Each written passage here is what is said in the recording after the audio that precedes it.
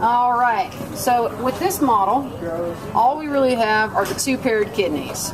Otherwise, this model is not very useful as far as the urinary system is concerned. Okay, so just the two paired kidneys. With this one, it's got some good and some bad parts to it in the sense that this is the kidney, obviously. Then we have the cortex, that outer area. I could use it for the renal pyramids, which are here, here, here, here, and here. I could use it for the minor calyx, which are these spaces here that drain each renal pyramid. I think that I would use this maybe for the renal pelvis, and then this for the ureter, renal artery, renal vein. To be honest with you, that's about all I like about this model. It's just an older model. It's seen some wear and tear. Okay. I do like this model. Again, the paired kidneys. And we have the descending abdominal aorta.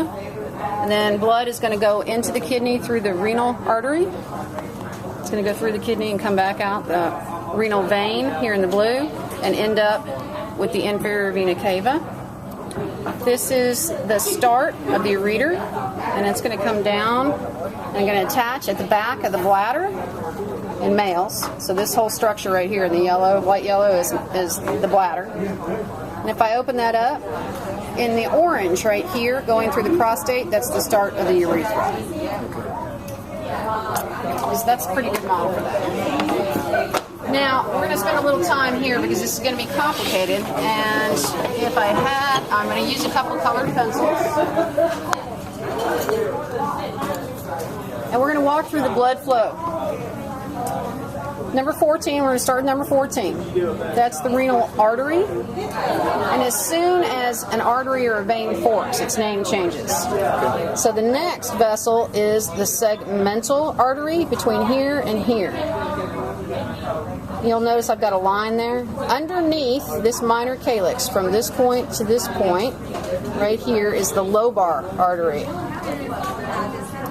Then we have the interlobar artery until we get up to about where we start to curve. And I like to, I'll show it to you on this model and then I'll show it on the blown up version. This is the arcuate artery that comes around, and this is the interlobular artery that's going to go up into the cortex.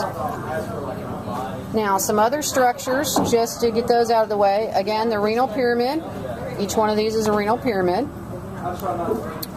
We have the papillae of the pyramid, which is this flattened area right here where the urine's going to collect. We have the minor calyx, and then number 12, the major calyx, and then this large open region that you'll see essentially back behind here, between 12 and 13, that's the renal pelvis, and this is the ureter. Again, cortex and medulla. Now let's blow up one of these renal pyramids, and we're going to make it bigger. If I do that, you ready? Mm-hmm. If I do that, from this start point right here to this one, in between the renal pyramids, this is called the interlobar artery. Okay. I come around the top. This is the arcuate, and it comes around the arch of the top, arcuate artery. I'm going to take a left at the interlobular artery. And then I'm going to move towards the glomerulus. And when I do that, this little vessel right here is the afferent, with an A, arteriole. The blood is going to go through the glomerular capillaries, or the glomerulus. Which is one of these guys blown up. But we're going to stay with this one. Okay. It's going to come back out, the efferent arteriole. It's going to go through some capillaries that you can't see on these models, the peritubular and the vasa recta. It's going to come back here, right, and it's going to meet with the interlobular vein, the arcuate vein, the interlobar vein. And the difference between the veins and the arteries is that there are less of them. So this interlobar vein runs all the way down here until it meets with the renal vein. Okay. and then it will go to the inferior vena cava. All right, so we blow up one of these guys, all right, a glomerulus in the Bowman's capsule. Blow that up.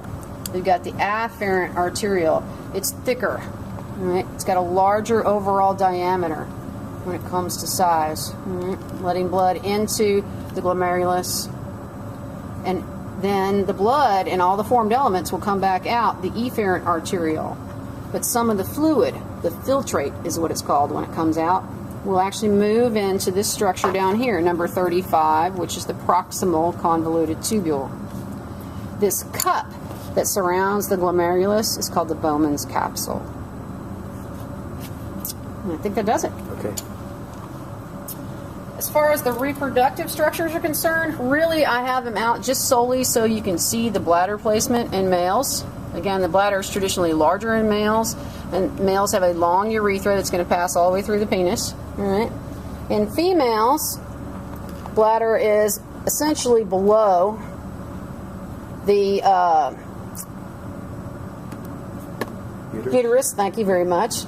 I had a moment where I couldn't think of the word. All right, below the uterus, and again the urethra, all right, below that, where you see number 7. And in females, it is shorter than in males. And in males, it's also involved in the reproductive system, where it's completely separate from the reproductive system in females. Okay. That's it. That's it. Thank you. You bet.